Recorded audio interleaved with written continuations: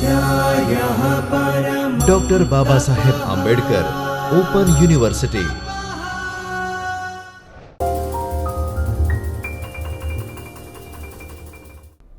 નમસ્કાર વિદ્યાર્થી મિત્રો, ડૉક્ટર બાબા સાહેબ આંબેડકર ઓપન યુનિવર્સિટીમાં જ્યોતિર્મય પરિસરના ચૈતન્ય સ્ટુડિયોમાંથી હું ગુજરાતી વિષયના આસિસ્ટન્ટ પ્રોફેસર ડૉક્ટર જીતર રાઠોડ આપને આવકારું છું.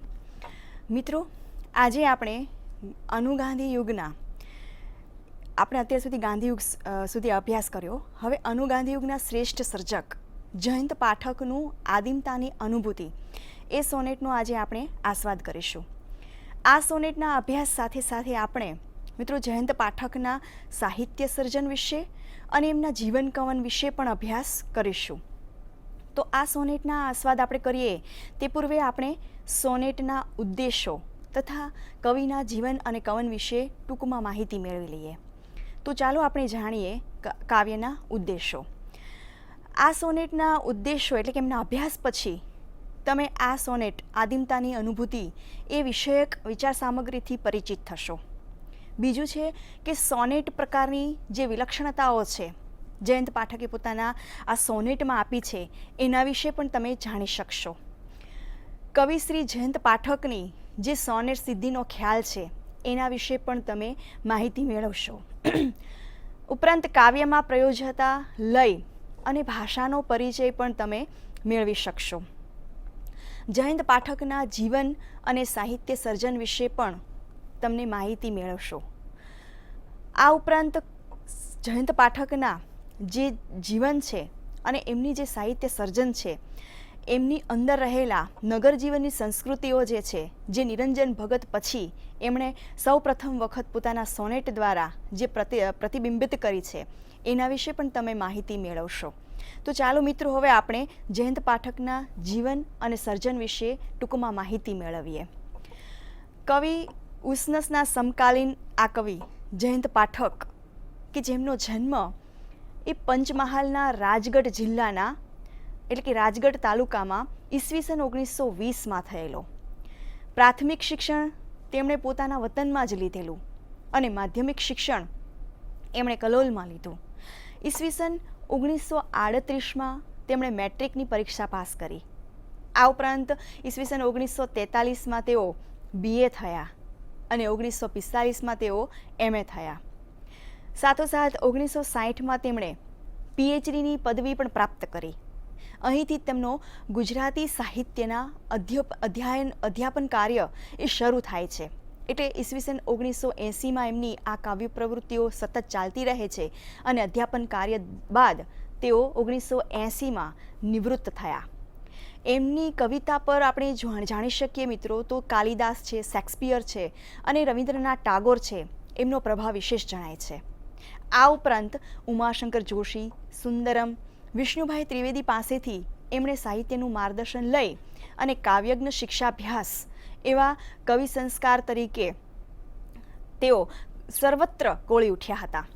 તેમને રણજીતરામ સુવર્ણચંદ્રકથી માંડીને સાહિત્ય અકાદમી છે અને દિલ્હીનું પારિતોષિક છે તથા નરસિંહ મહેતાનું પુરસ્કારથી એમને સન્માન કરવામાં આવ્યા હતા. એમની કવિતાનું સતત સન્માન થતું રહ્યું. તેમણે ગુજરાતી સાહિત્ય પરિષદના તેઓ અધિવેશનના પ્રમુખ પણ રહી ચૂક્યા હતા. એટલે હવે આપણે મિત્રો આગળ જાણીએ તો એમની જે કૃતિઓ છે, એમનું જે સાહિત્ય સર્જન છે એમના વિશે આપણે માહિતી મેળવીએ. આ સર્જકે તો અનેક કૃતિઓ આપી છે જેમના આપણે વિભાગો પાડી શકીએ તો સૌ પ્રથમ છે કાવ્ય સંગ્રહો, જેમાં મર્મર, સંકેત, વિસ્મય, સર્ગ, અંતરિક્ષ, અનુનય, વગડાનો શ્વાસ, મૃગિયા, શૂળી ઉપર સેજ એમ અને જયંત પાઠકના કાવ્યો. આ બધા જ કાવ્ય સંગ્રહો એ આ જયંત પાઠકે એ નાની ઉંમરથી શરૂ કરી અને સતત એ કાવ્યમય પ્રવૃત્તિ એમની સતત ચાલી રહી. હવે એમની સ્મૃતિ કથા જોઈએ. સ્મૃતિ કથામાં એમણે વનાંચલ, તરુરાગ એ બંને ઉત્તમ પુસ્તકો આપ્યા છે.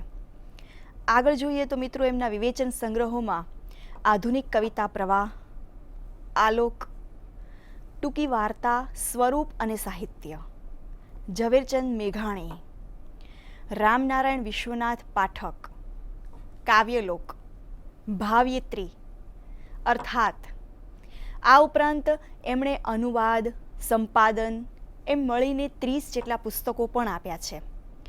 વગડાનો શ્વાસ એ પુસ્તક એમનું જે છે કવિતા સંગ્રહનું, એમાં સુરેશ દલાલે સંપાદિત કરેલું છે, જેમાં 25 કાવ્યોનું સંપાદિત કરેલા છે. તો ક્ષણોમાં જીવું છું એ શીર્ષકથી એમણે 1955 સુધીની કાવ્ય રચનાઓ ગ્રંથસ્થ કરી છે. આ ઉપરાંત જયંત પાઠકને જેટલા પારિતોષિકો મળ્યા એમાં ગુજરાતી સાહિત્યમાં નગર સંસ્કૃતિની જેટલી રચનાઓ છે એમાં પણ તેમને પારિતોષિકો મળ્યા છે. તો ચાલો મિત્રો, હવે આપણે આ સોનેટની પ્રાસ્તવિક ભૂમિકા જોઈએ. પ્રસ્તુત સોનેટમાં જયંત પાઠકે દર્શાવ્યું છે કે સભ્યતા એ આપણા જીવન ઉપર કરેલા આક્રમણને કારણે આપણને ઘણી વખત એ અંચળો ફગાવી દેવાની ઈચ્છા થઈ આવે. આપણું જે મૂળનું છે એ સહજ જીવન કેવું નિડાંબરી હતું, એમાં ક્યાંય પણ કશાય છળ કપટ કે બનાવટ નહોતી, નહોતો ક્યાંય દંભ. અને આજે તો આ કૃત્રિમ વ્યવહારોમાં ખરડાઈ ગયેલું જીવન એમાં આપણે જીવતા ગયા અને થોપી ઉપનારી આપણી જે નગર સંસ્કૃતિઓ છે એને આપણને મૂળ પ્રકૃતિથી ઘણા વિખૂટા પાડી દીધા છે. એટલે નગર પ્રકૃતિની જે આ આદિમતાની પ્રકૃતિ છે એ સૌ પ્રથમ પ્રકૃતિ તરફ પાછા લઈ જાય છે, એ આ કવિ પોતાના સોનેટમાં દર્શાવવા માંગે છે. એમાં કેવો આકંઠ આનંદ ભરેલો છે. કવિએ આ પ્રસ્તુત સોનેટમાં આદિમતાનો જે આહલાદક એવો આનંદ છે એને એમણે પ્રગટ કર્યો છે. તો હવે આપણે આ સોનેટનો આસ્વાદ જાણીએ. આદિમતાની અનુભૂતિ એ શીર્ષક જ નૂતનતા ભર્યું છે. એમાં રહેલી જેટલી સર્જકની ચેતના છે એ ખૂબ ઘૂંટાઈને દર્શાવી છે. મિત્રો, આ અભ્યાસની આપણે સરળતા ખાતર આપણે આ સોનેટને છે ને 4 ખંડોમાં વહેંચી નાખીશું. 4 પંક્તિના એક એવા ખંડની અંદર કવિએ પોતાની અનુભૂતિઓનો ખૂબ વિસ્તાર આપ્યો છે અને છેવટની અંતિમ જે 2 પંક્તિઓ છે એમાં એમણે અંત બતાવ્યો છે, જેમાં ચોંટ સધાય છે. આથી 3 ચતુષ્કના 3 અને 1 યુગ્મકનો 1 એમ કુલ 4 ખંડોમાં આપણે આ કાવ્યને વિભક્ત કરી અને કાવ્યને સમજશું તો આપણને સરળતાપૂર્વક સમજાશે. તો ચાલો આપણે પહેલો ખંડ જોઈએ. પહેલા ખંડની પંક્તિઓ છે: હું આવું છું પાછો બહુ દિન પછી ઘેર વનમાં, હું આવું છું પાછો બહુ દિન પછી ઘેર વનમાં, ઉતારી નાખું છું વસનપુરના સભ્યજનના, ઉતારી નાખું છું વસનપુરના સભ્યજનના. પહેરી લો લીલું પટ ઉડતું વાતા પવનમાં, પહેરી લો લીલું પટ ઉડતું વાતા પવનમાં, હું આદિવાસી શો ફરું અસલ વાતાવરણમાં, હું આદિવાસી શો ફરું અસલ વાતાવરણમાં. કાવ્યનો પ્રારંભ જ કવિએ કાવ્ય નાયકના જે પુનઃગૃહાગમન સાથે દર્શાવ્યો છે. એમણે શહેરી સભ્યતાના જેટલા તણાવ છે એની વચ્ચેથી છૂટીને આ નાયક એ વન પ્રદેશમાં આવેલા એ પોતાના વતનમાં પાછો આવે છે અને આવતાની સાથે જ શહેરી સભ્યતાના એ બધા જ આવરણો એ ત્યાં ઉતારી નાખે છે. એટલે એમની સાથે જોડાયેલ વનનો અને પ્રકૃતિનો આનંદ લેવો હોય તો આવી મુક્તિથી જ લઈ શકાય. એ જાણે કે માતા ગાંધારી છે અને એની સામે પેલા આ દુર્યોધનની જેમ કૌપિન સાથે નહીં પણ તદ્દન નિરાવૃત્ત બનીને એમણે ખડા થઈ જવાનો છે. હવે આપણે વાયુનો જે લીલો પારદર્શક પટ છે એ શરીર ઉપર એ ધારણ કરવાનો છે અને આ જ એ અસલિયત છે એમની. પહેલી શહેરી આબોહવા તો કૃત્રિમ હતી અને આવા આવરણોનો જે પડ છે એ પડ ઉપર પડ એ રચાતા જ જાય છે. એટલે હવે નાયક એ આદિવાસી જે મૂળ માનવ હતો એ હોવાનો અથવા તો બનવાનો એ આનંદ એ લઈ શકે છે. એટલે આ પ્રથમ ચતુષ્કના જે અંત્યાનુપ્રાસ છે, જેમાં વનમાં, જનના અને પવનમાં તથા વાતાવરણમાં એવા જે શબ્દો સંકળાયા છે એ ખૂબ ઉત્તમ રીતે એમનો સુમેળ રચાયો છે. શિખરણી છંદમાં એમનો ઉતાર ચઢાવ એ આદિમતાની અનુભૂતિના લય હિલ્લોળ સાથે એક સંવાદિતતા રચાતી આપણને જોઈ શકાય છે. હવે મિત્રો આપણે એમનો બીજો ખંડ જોઈએ.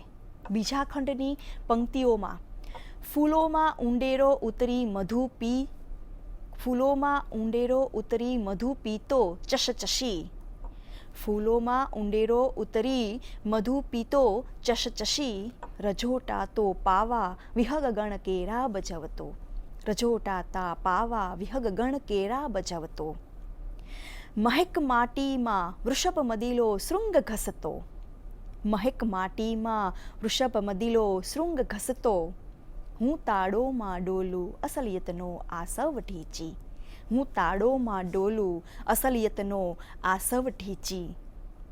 આ બીજા ચતુષ્કમાં આ કાવ્યનાયકનું પ્રકૃતિ સાથેનું જે સંવનન છે એમાં એક સંયોગનું નિરૂપણ થયું છે. એ ઉન્મત્ત ભ્રમરની જેમ એ પુષ્પોના રસને ચૂસી રહ્યો છે.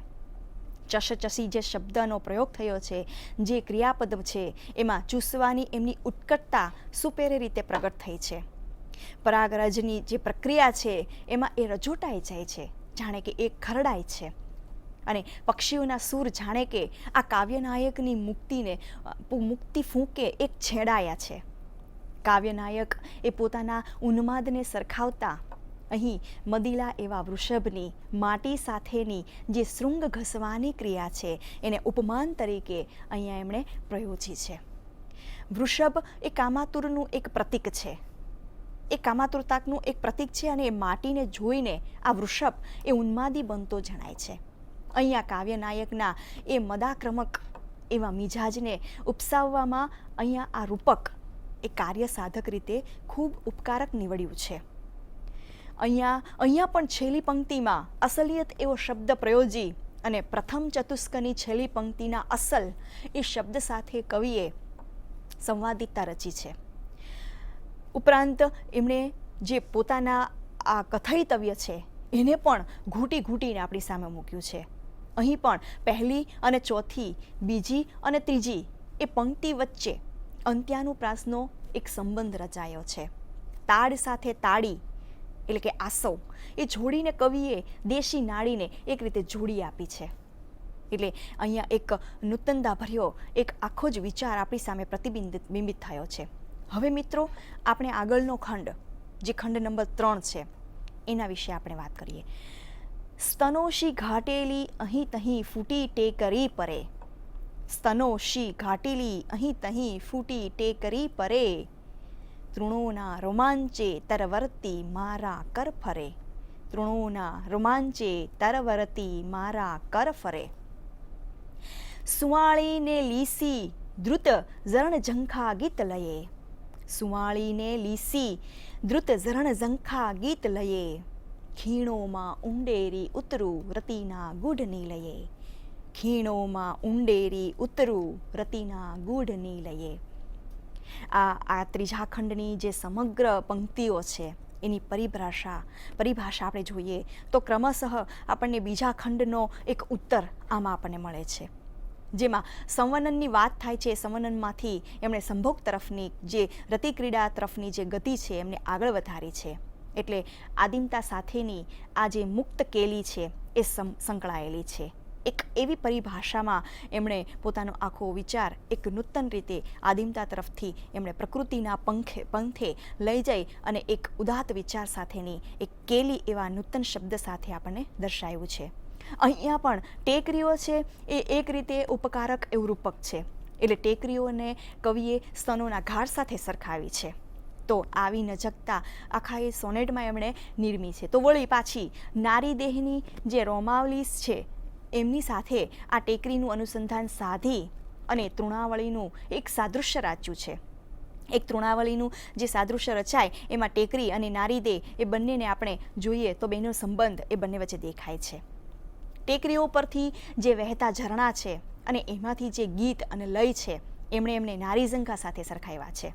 એટલે એ ઝંખાની જે ઊંડેરી ખીણો છે અને રતિનો ગૂઢ નિલય છે એ પામવાની કામના અહીંયા આદિમતાના એવા પ્રતીક સાથે એમણે પ્રગટ કરી છે. અહીંયા પણ કવિએ એક રતિ ક્રીડાનું આખું ચિત્ર એ આપણી સામે ખડું કર્યું છે. કવિએ રૂપક વાણીનો અહીંયા સુંદર રીતે સંયમ પ્રગટ કર્યો છે. સમગ્ર પ્રકૃતિ ખંડને અપાયેલું આ નારી દેહનું રૂપક એ અહીંયા આસ્વાદ્ય બન્યું છે, જેમના શબ્દો આપણને પરે, ફરે, લયે અને નિલયે એવા શબ્દોમાં જે પ્રાસ સચવાયા છે, એમાં પ્રકૃતિના સાનિધ્ય સાથે આપણે થોડીક નૂતનતા અને થોડીક આગળની દિશા તરફ ગતિ કરતા જણાય છે. બીજા ઘણા એવા કાવ્યો છે, સોનેટો છે, જેમ કે ઉમાશંકર જોશીએ પણ પ્રકૃતિના સાનિધ્યમાં રચી અને ઉત્તમ એવા વિચારો એમણે પોતાના સોનેટોમાં આપ્યા, જેવા રહ્યા વર્ષો અને ભલે શૃંગો ઊંચા. અને ઉપરાંત જે રાજેન્દ્ર શાહ છે એ પછીનો સર્જક છે, એને પણ એમના પણ સોનેટો મિત્રો તમે જાણજો, આગળ જો અભ્યાસ કરો તો એમના અને આ જયંત પાઠકના એ જે પ્રકૃતિલક્ષી સોનેટો છે એમાં ઘણા વિચારો આપણને સામ્યતા ભરા, એટલે કે એક સમતુલાદર્શી આપણે જોઈ શકાય એવા વિચારો એમણે અહીંયા પ્રગટ કર્યા છે. હવે આપણે એમનો ચોથો ખંડ જોઈએ. પુરાણું આ મારું વનઘર નહીં છપ્પર ભીતો. પુરાણું આ મારું વનઘર નહીં છપ્પર ભીતો. અહીં અંધારાથી શરમ મૂકીને સૂર્ય રમતો. અહીં અંધારાથી શરમ મૂકીને સૂર્ય રમતો. પુરાણું આ મારું વનઘર નહીં છપ્પર ભીતો. પુરાણું આ મારું વનઘર નહીં છપ્પર ભીતો. અહીં અંધારાથી શરમ મૂકીને સૂર્ય રમતો. અહીં અંધારાથી શરમ મૂકીને સૂર્ય રમતો.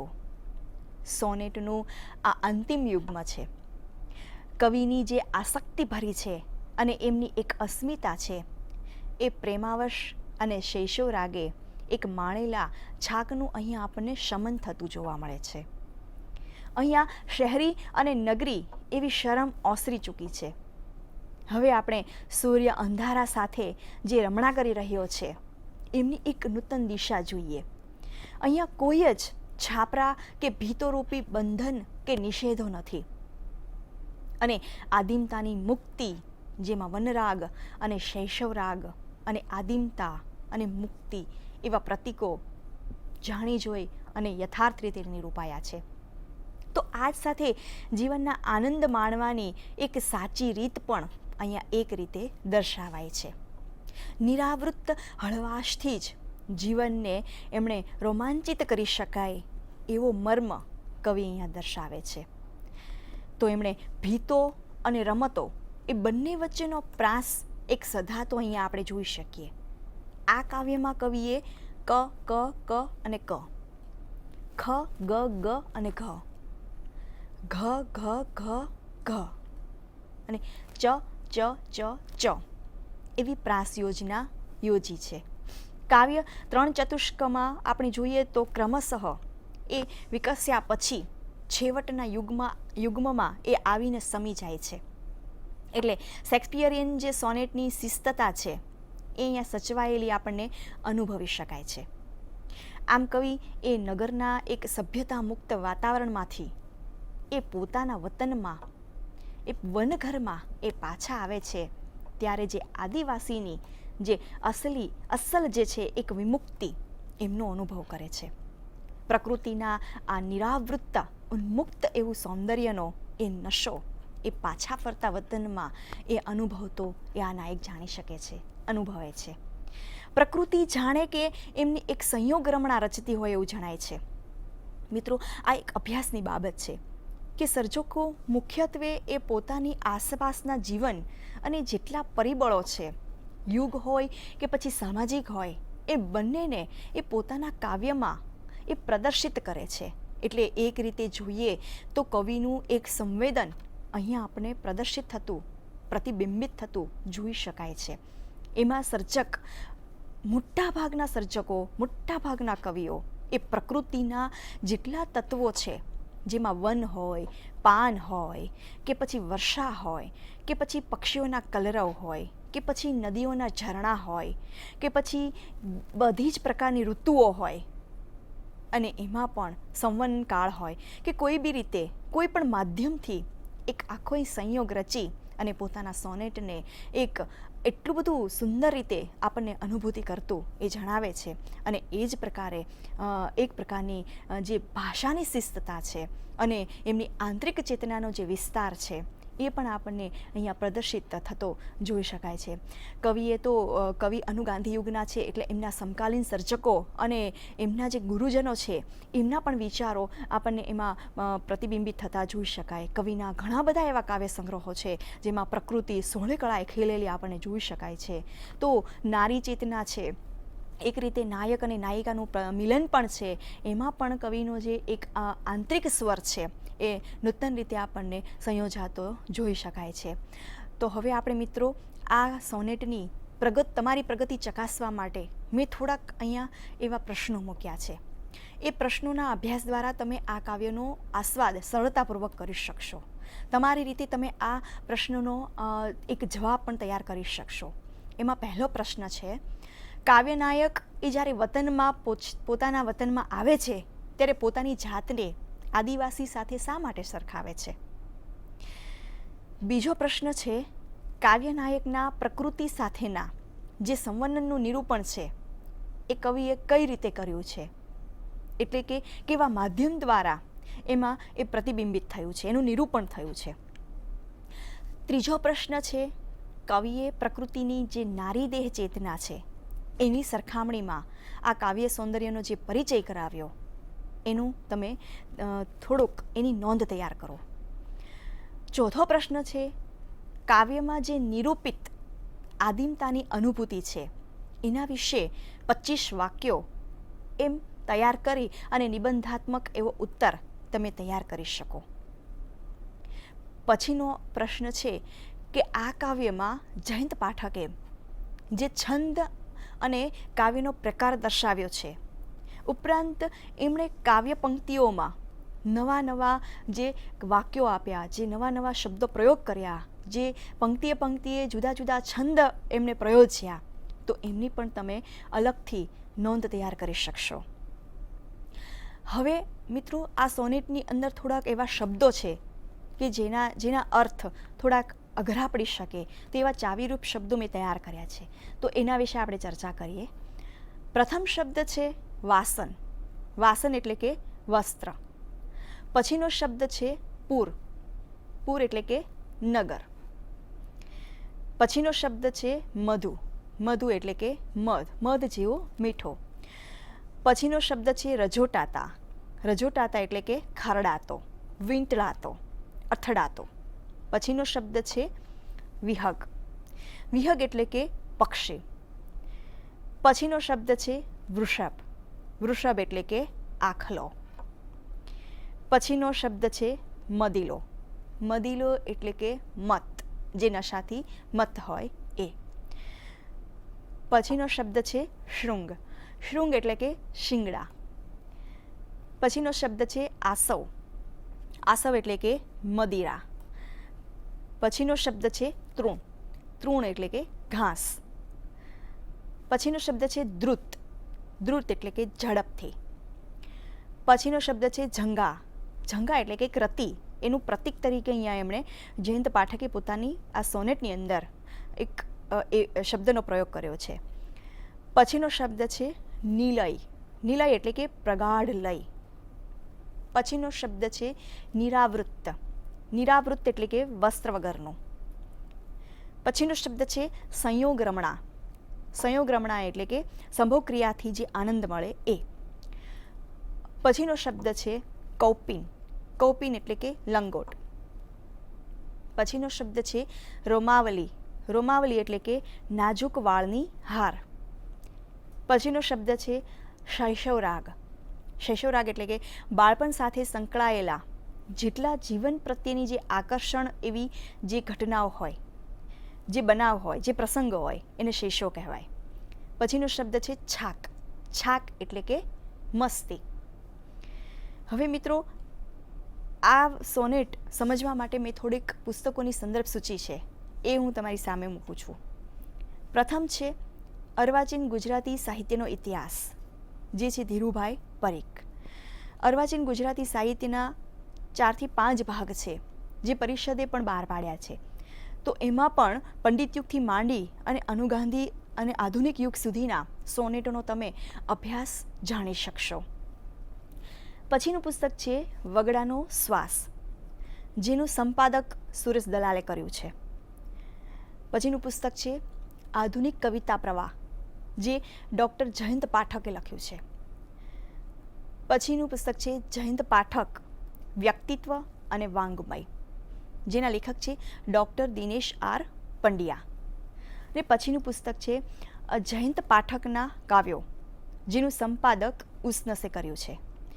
તો મિત્રો, આખા સોનેટમાં આદિમતાની અનુભૂતિ એક નવા જ વિષય સાથે આપણી સામે જયંત પાઠકે આ મૂકી આપી અને એમાં જુદા જુદા એવા નૂતન શબ્દનો પ્રયોગ કરી અને એમણે આખું પ્રણયની જે આદિમતાના એટલે કે વતનમાં પાછા આવી અને નાયક જે પ્રણયની અનુભૂતિ કરે છે અને એમાં પણ પ્રકૃતિના તત્વો અને એમના માધ્યમ સાથે આખી આંતરિક ચેતનાનો વિસ્તાર કરી અને જુદા જુદા ઉત્તમ સોનેટો રચી અને ભાષાકીય લઢણો સાથે, પ્રાસનું સંયોજન સાથે અને કવિના ઉત્તમ વિચારો એ આપણી સામે એક અનુગાંધી યુગના શ્રેષ્ઠ એવા સર્જક જયંત પાઠક, એમણે સમકાલીન સર્જકોના જેટલા સોનેટો છે એની સાથે પણ તમે આ સોનેટનો અભ્યાસ કરી શકો.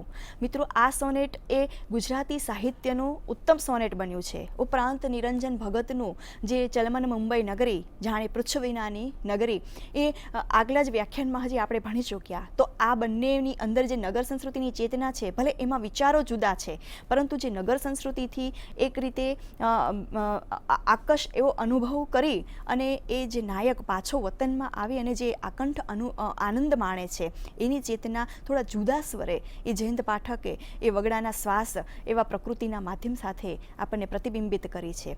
તો હું આશા રાખું છું મિત્રો કે આપને આ સોનેટનો જેટલો આસ્વાદ છે એ પણ સમજાયો હશે અને તમે જયંત પાઠકના બીજા સોનેટનો પણ એમના પુસ્તકો, એમના કાવ્યો જે સંપાદિત સુરેશ દલાલ કરેલું છે એ મેળવી અને તમે એમના સમતુલા આ કાવ્ય સાથે સમતુલા કરી અને તમે એનો અભ્યાસ પણ કરી શકો. અને તમે અહીંયા સુધી મને સાથ આપ્યો અને સહકાર આપ્યો તે બદલ હું તમારો આભાર માનું છું. અસ્તુ. સ્વાધ્યાયઃ